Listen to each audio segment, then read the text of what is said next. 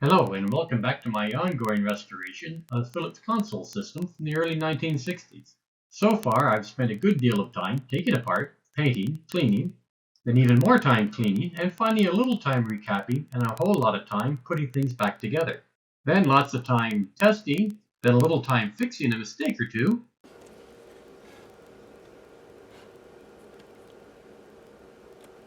There we go.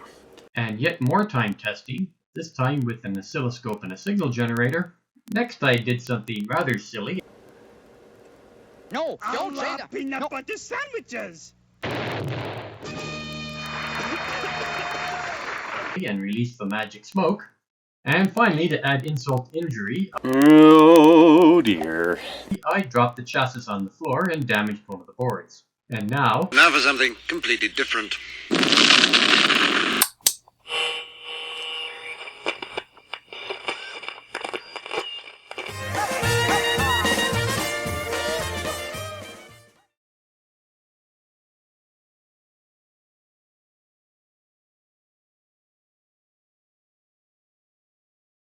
Okay, so on the bench today, another turntable. And this is the one I'm going to be putting in that stereo box, the Philips I'm working on.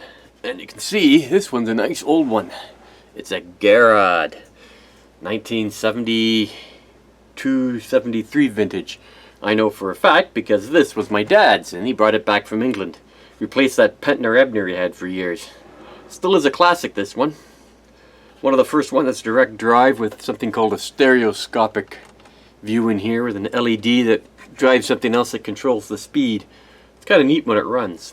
First thing to do is look at it and see if it's any good, because I know this hasn't run for God knows how many years. I'm not going to plug it in right away because I want to check the electrics. So we'll flip her over and start having a look over and make sure there's nothing out of whack on it.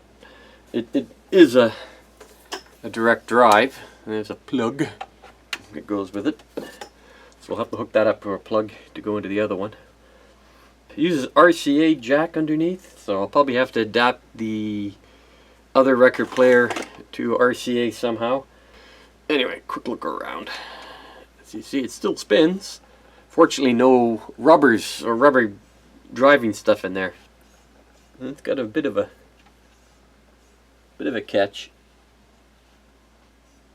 I can hear it just slightly. There is adjustments for that. I'll have to look. This one's nice. It's got a lock. It still has a good stereo head on it. The brass way over here. What happens to these after years? The brass goes away, but that's still good. It's still got this thing on it. This is the high-end one. You're able to play after a number of records and stop or something ridiculous like that. Anyway, so let's have a look underneath. Ooh. No parts falling out. That's good. There's something that's not good. Let me zoom in here. Telephoto. Telephoto. There's a wire hanging out in space. Oh, and another wire gone. That's all the hookup down there. So now I gotta figure out where those wires all go. Fortunately, I did manage to find the breakaway diagram for this with all the parts and the part list, blah blah blah blah blah, and the mechanical list, but unfortunately no schematic of what's actually inside the head, so it's going to be except this wire here, and it doesn't even say if it's replaceable. Doesn't even say, it just says comes as one part. Oh well. So now I gotta find out where those wires go. to my chagrin, I discovered shortly after finishing all this ohming out that in the late 1960s a standard color coding for phono cartridges was adopted by the industry. Blue for the left ground, green for the right ground, red for the right positive, white for the left positive, and yellow for chassis ground wires. In the end, it wasn't too much of a waste of time because I did confirm that I hooked everything up correctly. Let's see how my left-handed soldering techniques go on here.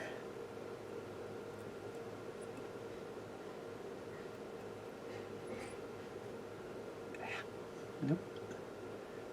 Second time's a charm.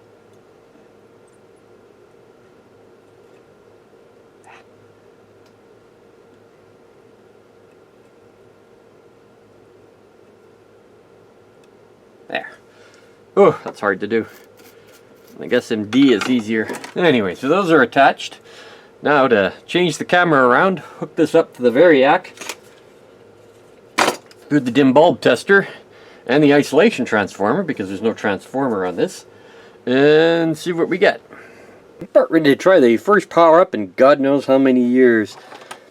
Variac is plugged in, set to 0. The dim bulb tester is off. I'll just set the voltage to 117 or 120. Turn the dim bulb tester on, lowest value. See if we get any smoke. We get nothing. Let's try start. First we'll unlock it.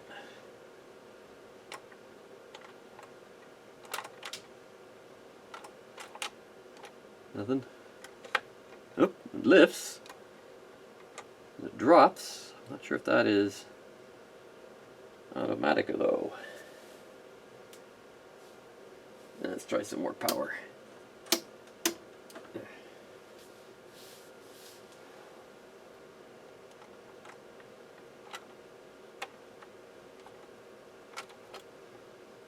Nope.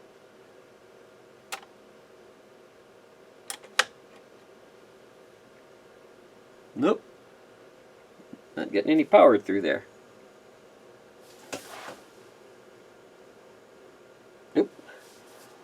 We're getting an LED. Doesn't look like we're getting anything in there.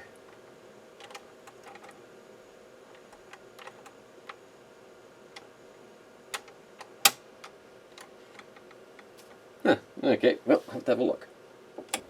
Okay, I got it up so I can see the insides now. Let's see if we're getting any power in here. Turn the Variac back on. Confirm 120 volts. Dim lights on. Put it on test. I got too many switches now. I have 1, 2, 4 switches all the way through the circuit. So let's see. Oops. Should get about 120 volts coming out here.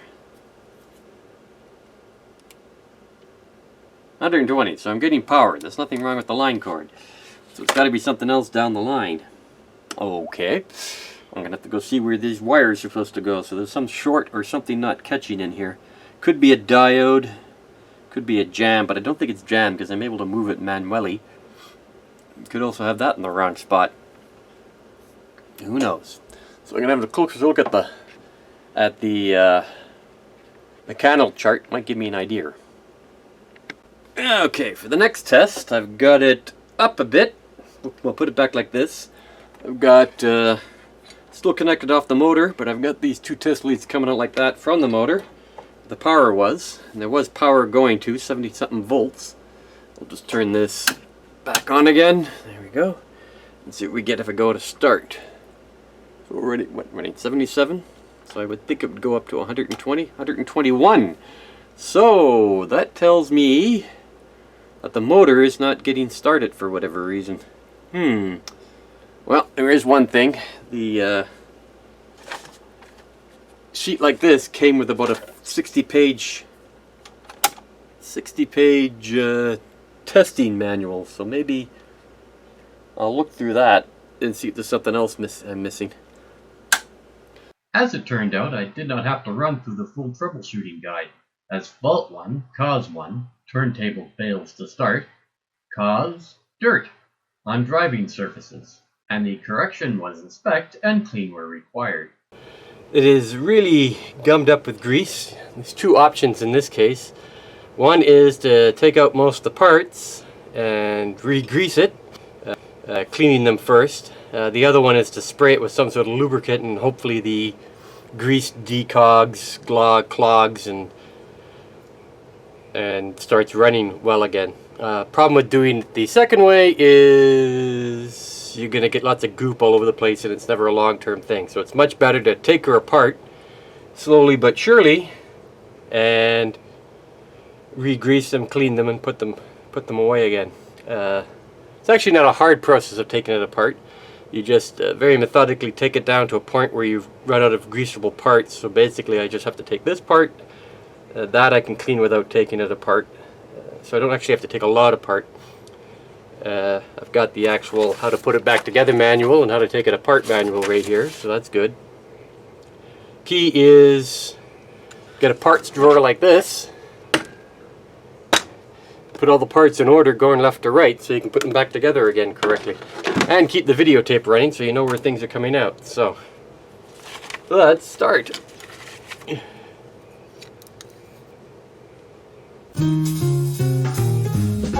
Oh, the weather outside is frightful. The fire is so delightful.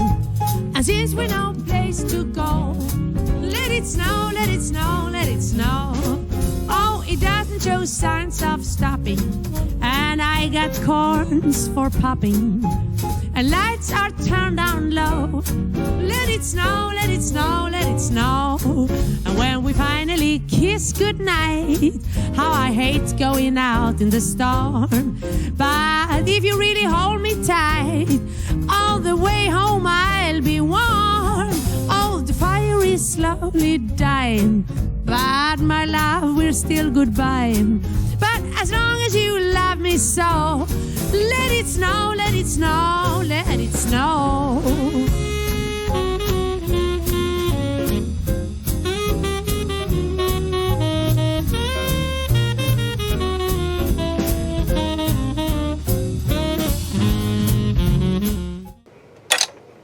Good, got that out of there. Yeah, I'll get that one a cleaning. See, ugh, see how seized that is? 100% seized. Ugh.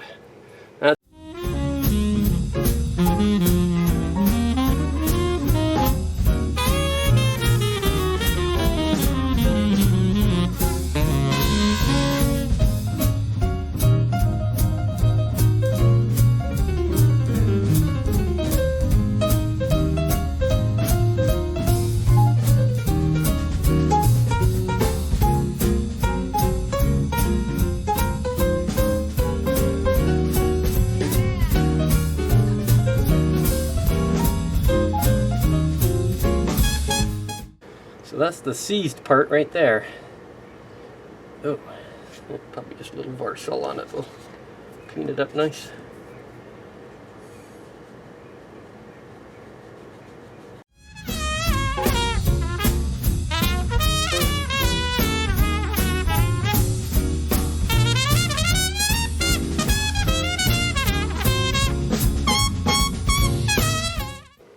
Yeah, see, finally, after about 25 minutes of working it, it should click like that.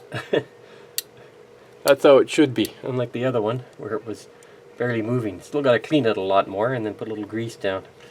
Oh well. So now comes the tricky dicky part, putting it all back together once it's all been cleaned up. Like anything taken apart, you put it back the same way you took it apart. The key is getting this one back in there along with that one. And the trick to that is you see this cam on the inside, or this cam rail, it goes on there. Now that black stuff is carbon black, which is I believe it's a lubricant. And there's like one point that if you spin this, you'll see it goes back and forth and in and out. And there's one point along this whole rail that is going to be the maximum out. And it's easy to find that out by just spinning it back and forth. There, it goes back in again, in, so that's not the right spot. Hits here, which is a little out, and it goes back in again. Right there is the right spot. We know where that goes. This one, according to my little diagram, goes like, in there.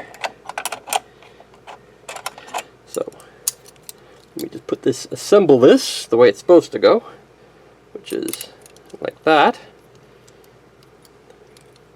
We'll get this in here, and it should, according to theory, just fall back into position here nicely, if I can get it to go.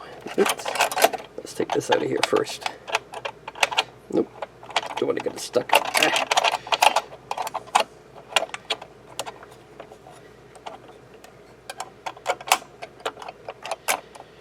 There we go.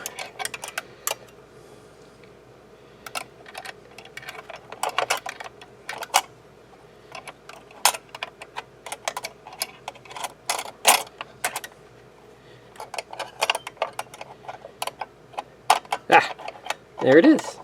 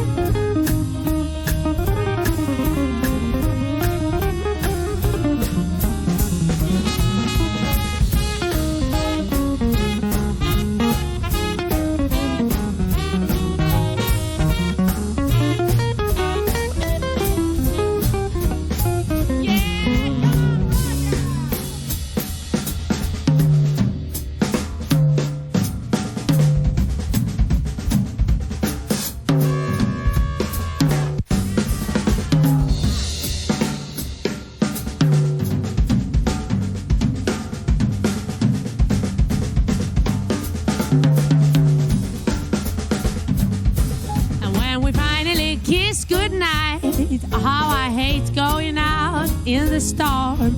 But if you hold me tight, yeah, I know you can keep me warm.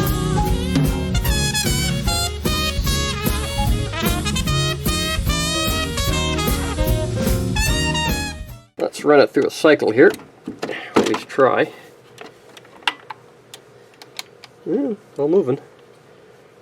Clickety click.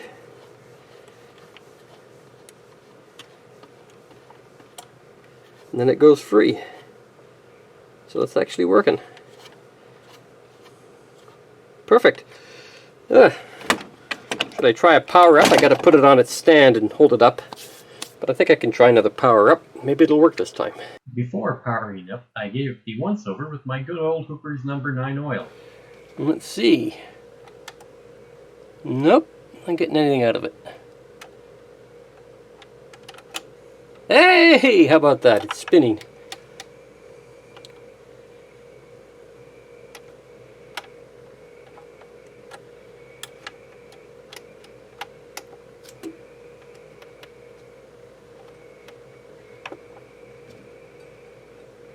Up, up, up, up, up, up, up, up, up, up.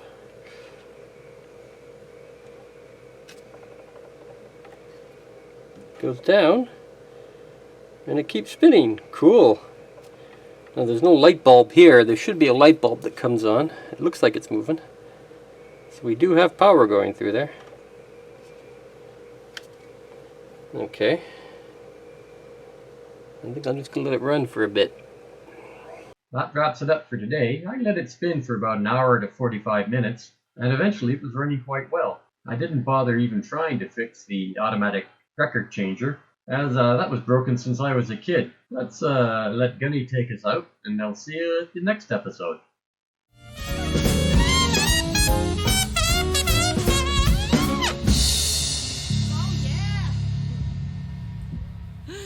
Let it snow, let it snow, let it snow, let it snow, let it snow. What was the name of this song, actually? Let it snow. Let it snow! Let it snow. I think so.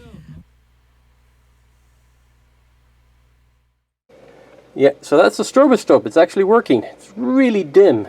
Zoom in there, you can actually see it doing whatever it's doing.